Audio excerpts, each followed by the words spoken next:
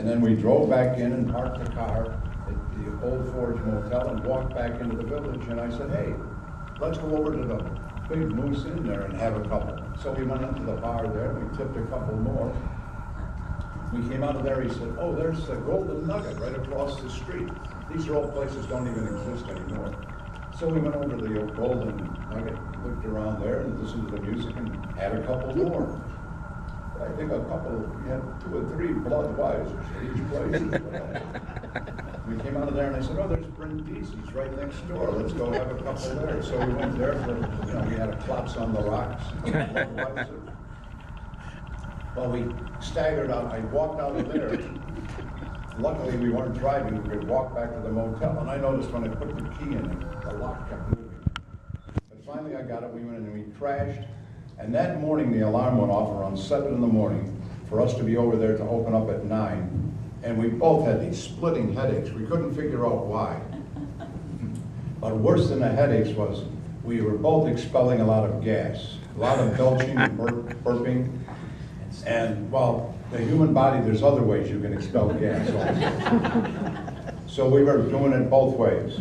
And the one way the air got pretty heavy in that motel. And I was putting on the costume going, whoa, let's get out of here. Let's get over to the Boot Hill. So we drove over to Boot Hill and I got up there in the crypt that Dennis had built. And Bill, who would normally stand close by in case there were some kids that got unruly, he would usher them to one side. He was about 20 yards away from them. And I said, what are you doing way over there? He said, in that little confined crypt, the air is heavier than it was in the motel. It's awful in there. And I said, no, it's not that bad, but I was flapping the cape trying to air it out. He wouldn't come any closer. But then the gates opened and this young woman came in with a boy, looked like he was 4 or 5 years old, and she said, there he is, right up there. You've been bothering me for a couple of weeks to get here to see him. Now run up there and say hi to him. And he ran up the hill, and I shook hands with him. I said, well, how are you today? You love me, buddy. So nice to see you. And his eyes opened like saucers like this, and he just sort of stuttered and didn't say much of anything, and he turned around and he headed back down the hill. And halfway down the hill, he shouted to his mother, he said, hey, Mom, he really is dead. You want to smell him?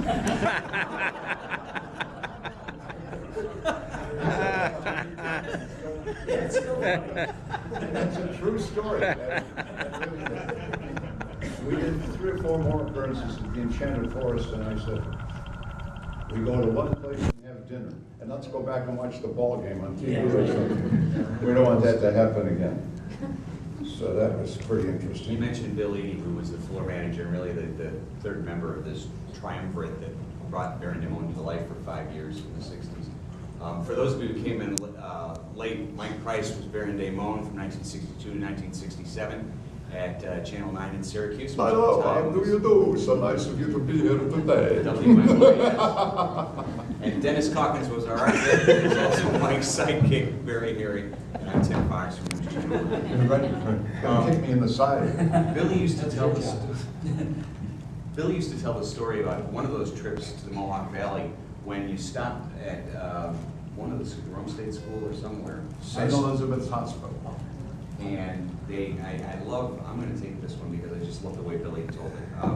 Bill was a tough guy, he was the floor manager, he was the captain of the team, he was great. And they went to this school, they were asked if they would stop at the school on the way back to talk to some of the kids and make them feel good. And they came great. You were in costume when you got there, right? St. Elizabeth's Hospital. St. Elizabeth's Hospital. And you made the appearance and talked to some of them, and some of them knew who you were, and some of them knew you weren't. Got time to leave, and they all went upstairs. They asked if there was a place that they could change into their cities and for the ride back. They didn't really always wear the cape and stuff. And they got in the car, or went into this room, got all changed, went back to come out, and the door was locked behind them and would not unlock from the inside. It was on the 2nd or 3rd floor. Yeah. And may I interrupt? Absolutely. When we got to the hospital, the gentleman said, would you mind going up to the 3rd floor to the psychiatric unit? I said no, and I still had the costume on.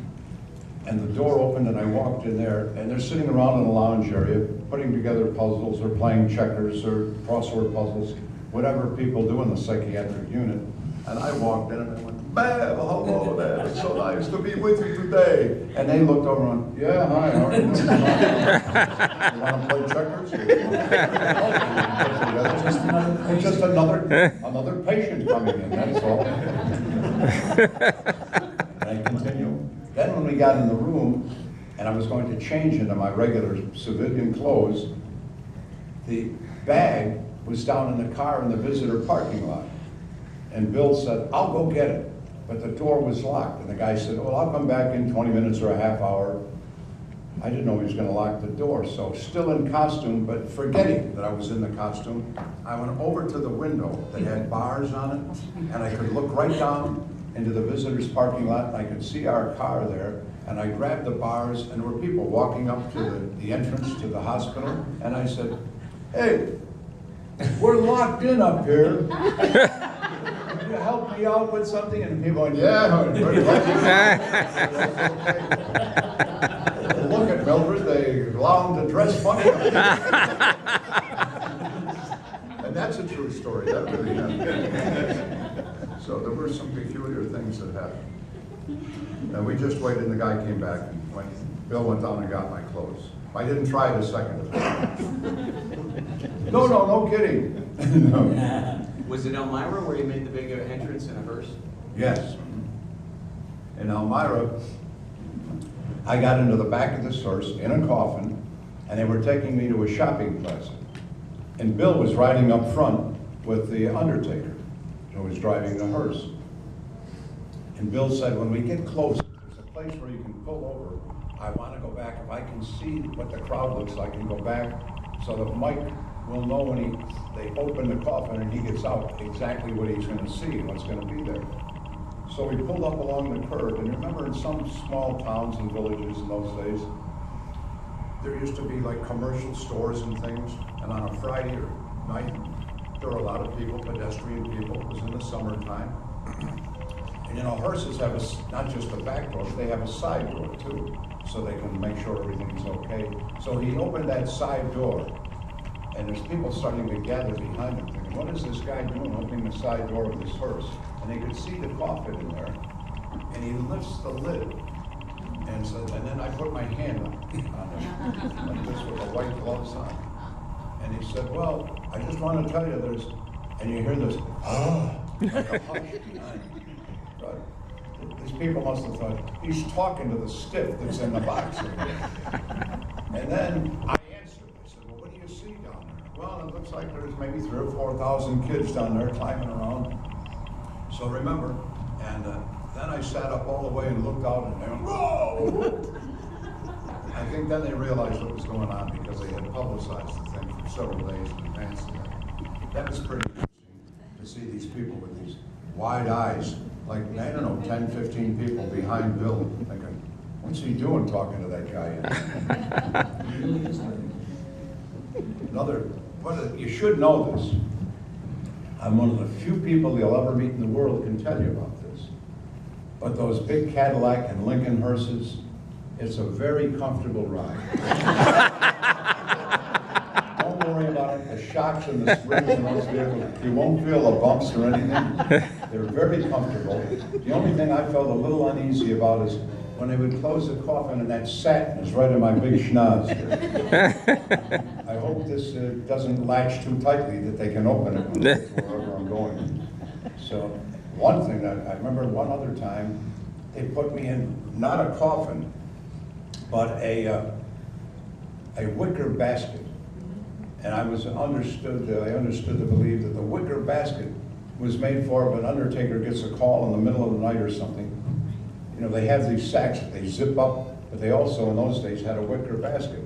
And they would take the wicker basket, kind of like a coffin, and just put the corpse in there and close it up and take it back to the funeral home before embalming or anything. And I was in one of those one night, and it smelled peculiar.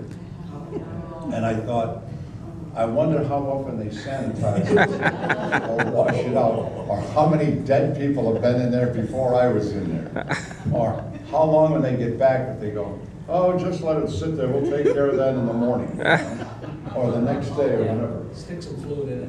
So, I was a little nervous about that. I never wanted